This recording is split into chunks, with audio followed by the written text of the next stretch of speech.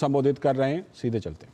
मुख्यमंत्री श्री धर्मेंद्र प्रधान जी, शिक्षा राज्य मंत्री डॉक्टर सुकांत मजुमदार जी, प्रधानमंत्री के सलाहकार श्री अमित खेरे जी, उच्च शिक्षा सचिव श्री विनीत जोशी जी, राष्ट्रपति के सचिव श्रीमती दीप्ति उमाशंकर जी, भारत सरकार के वरिष्ठ अधिकारीगण, केंद्रीय विश्वविद्यालय के सभी कुलपति, अन्य केंद्रीय संस्थानों के सभी निर्देशक, गणमान्य अतिथियों, देवियों और स्वजन, भारत के उच्च शिक्षण संस्थानों से जुड़े इस अत्यंत महत्वपूर्ण कॉन्फ्रेंस के सफल आयोजन के लिए मैं शिक्षा मंत्री श्री धर्मेंद्र प्रधान जी को, उनकी पूरी टीम को, सभी प्रतिभागियों को तथा आयोजन के लिए सक्रिय योगदान देने वाले राष्ट्रपति सचिवालय के सभी लोगों को बधाई देती हूँ।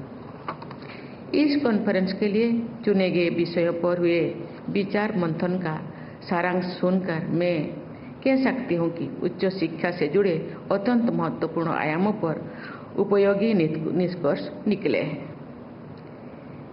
इस समापन सत्र में संक्षिप्त प्रस्तुतियां करने वाले विशेषज्ञों तथा विस्तार से गहन विमर्श करने वाले उनकी टीमों के सभी सदस्यों को मैं सराहना करती हूँ। पाठ्यक्रमों की flexibility, credit sharing, credit transfer, multiple entry and exist opinions, राष्ट्रीय शिक्षा नीति 2020 के तहत लागू किए गए ऐतिहासिक बदलाव है। मुझे विश्वास है कि विद्यार्थियों की सुविधा को आप सब केंद्र में रखेंगे। टेक्नोलॉजी के माध्यम से एकेडमिक फ्लेक्सिबिलिटी को आप सब प्रभावी बनाएंगे। इससे विद्यार्थियों को बहुमुखी प्रतिभा विकसित करने तथा अपनी पसंद के पाठ्यक्रमों में अध्ययन करने में अवसर प्राप्त होंगे। 21वीं सदी के पहली चौथाई के अंत में हम स्वाधीन भारत के अमृत काल से गुजर रहे हैं। इस सदी के पूर्वार्ध के संपन्न होने के पहले ही भारत को विकसित देश बनाने का हमारे राष्ट्रीय लक्ष्य है। इस लक्ष्य को प्राप्त करने के लिए शिक्षण संस्थानों से जुड़े सभी लोगों को तथा विद्यार्थियों को ग्लोबल माइंडसेट के आधार पर आगे बढ़ना होगा। ये प्रयास होना चाहिए कि भारत के उच्च शिक्षा संस्थानों से के प्रति दूसरे देश आकर्षित हो तथा अन्य देशों के शिक्षण संस्थानों से हमारे देश की उच्च शिक्षा व्यवस्था का जुड़ाव बढ़े। इंटरनेशनलाइजेशन एफर्ट्स एंड कोलैबोरेशंस के मजबूत होने से हमारे युवा विद्यार्थी 21वीं सदी के विश्व में अपनी और अधिक प्रभावी पहचान बनाएंगे। देश के उच्च शिक्षण संस्थानों में विश्व स्तरीय शिक्षा मिलने से विदेश जाकर पढ़ने के प्रवृत्ति की कमी आएगी। देश की युवा प्रतिभा का राष्ट्र निर्माण में बेहतर उपयोग हो सकेंगे। हमारे प्रयास होना चाहिए कि विकसित देशों से विद्यार्थियों और शिक्षक भारत आकर शिक्षा और अनुसंधान से जुड़े। हमारे देश विश्व की तीसरी सबसे बड़ी अर्थव्यवस्था बनने की ओर अग्रसर हो रही है। आत्मनिर्भर होगा सही अर्थ में विकसित, बड़ी तथा सुदृढ़ अर्थव्यवस्था की पहचान है। अनुसंधान और नवाचार पर आधारित आत्मनिर्भरता हमारी उद्यमों और अर्थव्यवस्था को मजबूत बनाएंगे। ऐसे अनुसंधान और नवाचार को हर संभव सहायता मिलनी चाहिए। विकसित अर्थव्यवस्थाओं में एकेडमिया इंडस्ट्री इंटरफेस मजबूत दिखाई देता है। उपयोग जगत और उच्च शिक्षण संस्थानों में निरंतर आदान प्रदान होने से शोध एवं अनुसंधान कार्य अर्थव्यवस्था और समाज की आवश्यकताओं से जुड़े रहते हैं। आप सबको पारस्परिक हित में औद्योगिक संस्थानों के वरिष्ठ लोगों से निरंतर विचार विमर्श करने के संस्थागत प्रयास करनी चाहिए। इससे शोध कार्य करने के वाले शिक्षकों और विद्यार्थियों को बहुत लाभ होगा। शिक्षण संस्थानों की प्रयोगशालाओं को स्थानीय, क्षेत्रीय, राष्ट्रीय तथा वैश्विक आवश्यकताओं से जोड़ने के कार्य आप सबकी प्राथमिकता होनी चाहिए। इन संदर्भ में आज के एक प्रेजेंटेशन में अनुसंधान के उपयोगी बनाने के दृष्टि से उच्च शिक्षण संस्थानों में डीप टेक तथा इनोवेशन पर आधारित स्टार्टअप्स को प्रोत्साहित करने के सुझाव दिए गए हैं। साथ ही रिसर्च को उपयोगी बनाने के अन्य सुझाव भी दिए गए हैं। ऐसे सुझावों को कार्यरूप देने से हमारी टेक्नोलॉजी ड्रिवन आत्मनिर्भरता और मजबूत होगा।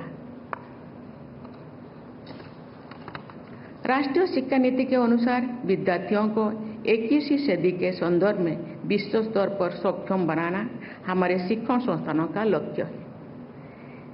इस लक्ष्य को प्राप्त करने के लिए अनेक आयामों पर कार्य करना होगा। शिक्षा प्रणाली सिस्टम बेस्ड हो और साथ ही विद्यार्थियों की विशेष प्रतिभाओं और आवश्यकताओं के अनुसार फ्लेक्सिबल हो। ये अनिवार्यता भी है और चुनौती भी है। इस संदर्भ में आज के विचार विमर्श को आधार बनाकर निरंतर सचेत और सक्रिय रहने की आवश्यकता है। अनुभव के आधार पर समुचित बदलाव होते रहने चाहिए। विद्यार्थियों को सक्षम बनाना ही ऐसे बदलावों का उद्देश्य होना चाहिए।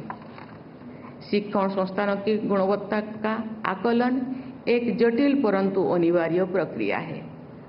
आकलन के लक्ष्य, सिद्धांतों और प्रणालियों को राष्ट्रीय शिक्षा नीति के उद्देश्यों के अनुरूप विकसित करना एक निरंतर चलने वाली प्रक्रिया है। किसी भी आकलन पद्धति की सफलता उसकी स्वीकार्यता और विश्वसनीयता में निहित होती है। आकलनकर्ताओं का निष्पक्ष और आदरणीय होना भी आकलन पद्धति की विश्वसनीयता की अनिवार्य शर्त है। इस मूलभूत आयामों के मजबूत रखने से ही देश विदेश में शिक्षण संस्थानों के आकलन को समुचित महत्व दिया जाएगा। माननीय शिक्षाविदों, उच्च शिक्षण संस्थानों को वेग से बहने वाली स्वच्छ नदियों की तरह अपने प्रवाह क्षेत्रों को उपजाऊ बनाना चाहिए। इस प्रवाह में संस्थानों की परंपरा और भविष्य दोनों समाहित है। कल सायंकाल मुझे कुछ ऐसे पूर्व विद्यार्थियों से मिलने का अवसर प्राप्त हुआ जिन्होंने अपने शिक्षण संस्थानों को आर्थिक सहायता प्रदान की है, कॉरपोरेट सोसाइटी रेस्पॉन्सिबिलिटी के क्षेत्र में महत्वपूर्ण योगदान दिया है तथा देश के विकास के प्रति सक्रियता बनाए रखी है। उच्च शिक्षा से जुड़े सभी वरिष्ठ लोगों को समाज तथा परंपरा से जुड़कर उज्जवल भविष्य की ओर बढ़ने की मार्गों का निर्माण करना चाहिए। चरित्रवान, विवेकशील और सक्षम युवाओं के बल पर ही कोई भी राष्ट्र शक्तिशाली और विकसित बनता है। शिक्षण संस्थानों में हमारे युवा विद्यार्थियों के चरित्र, विवेक और क्षमता का निर्माण होता है। हमारे देश के युवा विद्यार्थियों का समग्र निर्माण ही आप सबके राष्ट्र प्रेम और समाज सेवा का प्रमाण होगा। मुझे विश्वास है कि आप सब उच्च शिक्षा के उदात्त आदर्शों को अवश्य प्राप्त करेंगे तथा भारत माता की युवा संततियों को स्वर्णिम भविष्य का उपहार देंगे। इसी विश्वास के साथ मैं अपनी वाणी को विराम देती हूँ। धन्यवाद। जय हिंद, जय भारत।